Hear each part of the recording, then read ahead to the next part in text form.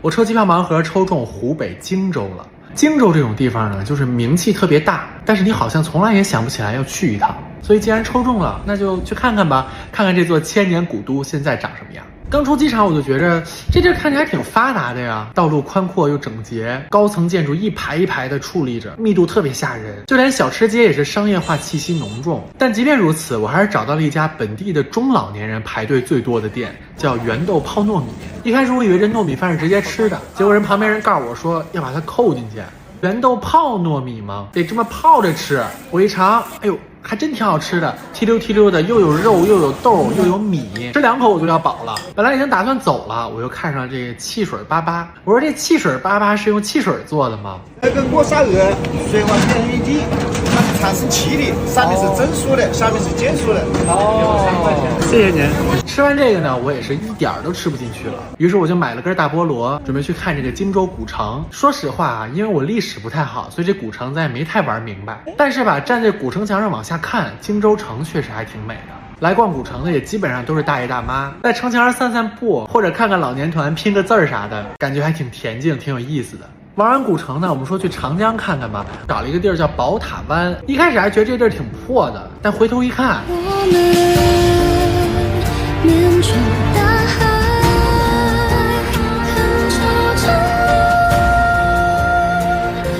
真的被美飞了。晚上吃完了这黄家堂米粉呢，我们就开车去了监利，准备第2天起个大早去喝这个早酒。还不到早上7点，这么小的一个馆子里面就坐满了人，每个人的桌子上都摆着一杯小酒和一个特别简易的小火锅，里面煮着什么肥肠、牛杂这种下水。我说这监利人也太彪悍了吧，大早上起来就喝白酒。我说我也试试，结果那老板娘还不乐意，她非说其他人喝那2块钱的白酒不好喝，要让我喝那5块的、10块的。我说不，我说这怎么还强买强卖呢？结果老板娘说我送你一杯。中国的叫的松一点改的好，松一点改的好，这个就挺好，挺好喝。哎，对，这改一个，这开一个，少不少了？现在不少。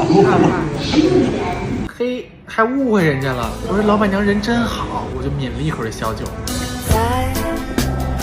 还没给我撅过去，本来我都困得要死了，一下就精神了。要是再有点辣辣的下酒小菜就更好了。还好我自带了这个卫龙新出的麻辣，它都是独立包装，出门带着很方便，还没有反式脂肪酸，是地道的四川麻辣味。2种口味的辣度还有分级，辣的很有层次，一口小酒，一口麻辣，超级上头，辣味还相得益彰。吃到最后身体还暖暖的，怪舒服的。然后吃完早酒呢，我们就又去了洪湖，就是洪湖水浪打浪那洪湖，它就和歌词里写的一样，四处野鸭和灵藕，怎比我洪湖鱼米香。只不过现在这个季节没有聊，我就只能吃到藕带。吃饭刷着手机呢，我在同城刷着一大哥站在那莲藕池里边，我突然觉得这挺有意思的，我也想挖，我就跟人联系了一下，结果他特热情，让我们明天早上就去找他带我们挖藕带。于是第2天一大早，大哥就拉着我的手走进了这个满是淤泥的荷花池。哇，这淤泥里边真的是非常难走，走着走着就陷进去了，大哥还得拉我出来，我也不会挖，他就又手把手的教我怎么分辨哪个是藕带。后来我就慢慢学会了，而且他揪上来在水里涮涮就可以吃。我说这泥水涮的能吃吗？大哥就说你别看这底下是泥，上面的水可特别清澈，甚至可以直接喝，夏天小孩还能在里边游泳呢。上岸之后，大哥又说一定要安排我们再吃一次早酒。边吃边唠，我们才知道原来早酒这个习惯是因为江边的船工上夜班辛苦了一夜，天亮了喝点早酒驱寒，回家好睡觉。感觉我们自个儿觉得人一大早吃的那么彪悍，那么硬核，人家吃的是夜宵。然后我才明白，其实各种文化你真的得走近了去细看，你才能知道到底是怎么回事。原来还老有人跟我说湖北人特别霸道，特别强势，但是你真的接触了，你才知道人家就是热情好客，而且一定要把你安排的明明白白的。因为大多数东西确实只有本地人才知道。离开荆州的时候我还怪舍不得的，但后来转念一想，下次再来就有大哥罩我。大哥说他们家还有一个3000亩的荷花池，还让我带我的粉丝一起来。怎么着，走不走？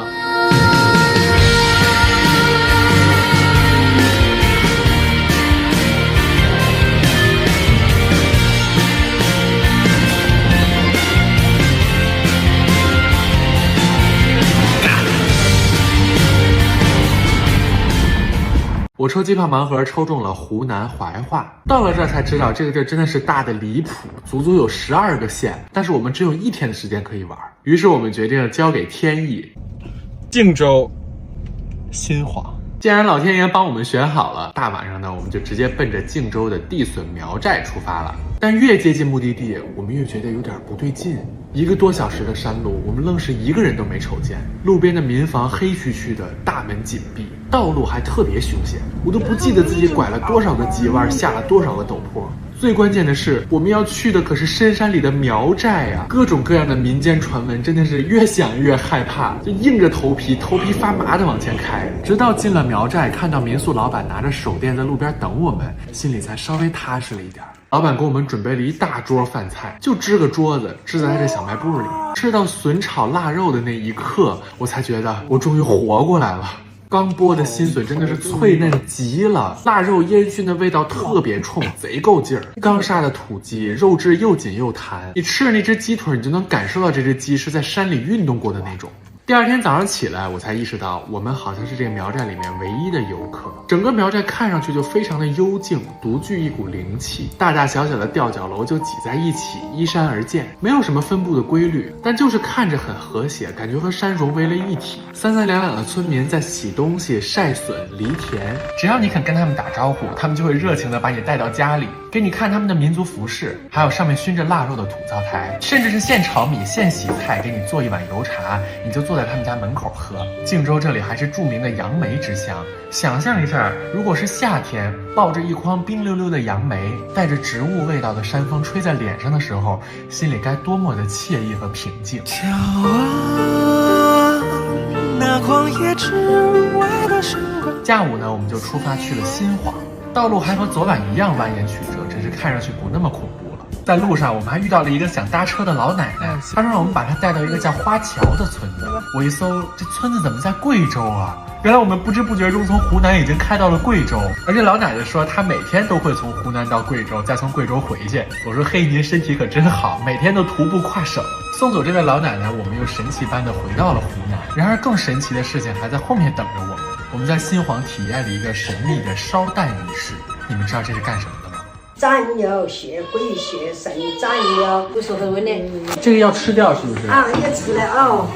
反正呢，只要没混的水。离开了烧蛋的阿姨家，天也黑了，我们也不想去什么景点，就在这个县城里面闲逛，发现了一个夜市摊被好多人围着。走近一看，是卖豆腐干和灰碱拉的，就它本身就用卤水泡着，夹出来之后还要再刷一层红彤彤的调料。这还不够，还要剪开再往里面灌汤汁儿，就湿乎乎、火辣辣、浓浓的汤汁在嘴里炸开的那种感觉。但是现在说着，我嘴里还都在分泌口水。还有这个麻辣烫，泡在大盆里边，站在路边拿起一串，在那调料水里边搅和搅和，直接搁嘴里就撸了。老板看到我吃的这么开心，还边吃边夸，他就在旁边害羞的笑。就感觉他真的很骄傲，自己做了这么一大锅好吃的。你吃的好，他就高兴。看到我们在拍摄，他也没说让我们帮他宣传宣传，他没想着怎么让更多的人来吃，没想着怎么发财，他只是想把今天晚上出摊这些吃的做好。这个小城给我也是这样的感觉，就大家的娱乐活动都很朴实，很容易感到幸福。下班了很幸福，遛个弯很幸福，锻炼身体很幸福，吃个夜宵很幸福。没有内卷，没有压力，没有喧嚣的公路，没有加班的写字楼，你的幸福就是一碗米粉，一顿烧烤，是家人的陪伴，是蛙叫，是虫鸣，是星空，是如果你睡了，城市就陪你一起睡了。如果你厌倦了大城市的繁华喧嚣，害怕热闹背后无尽的孤独，你就来这座静谧的小城看一看，它会让你感到前所未有的踏实与自由。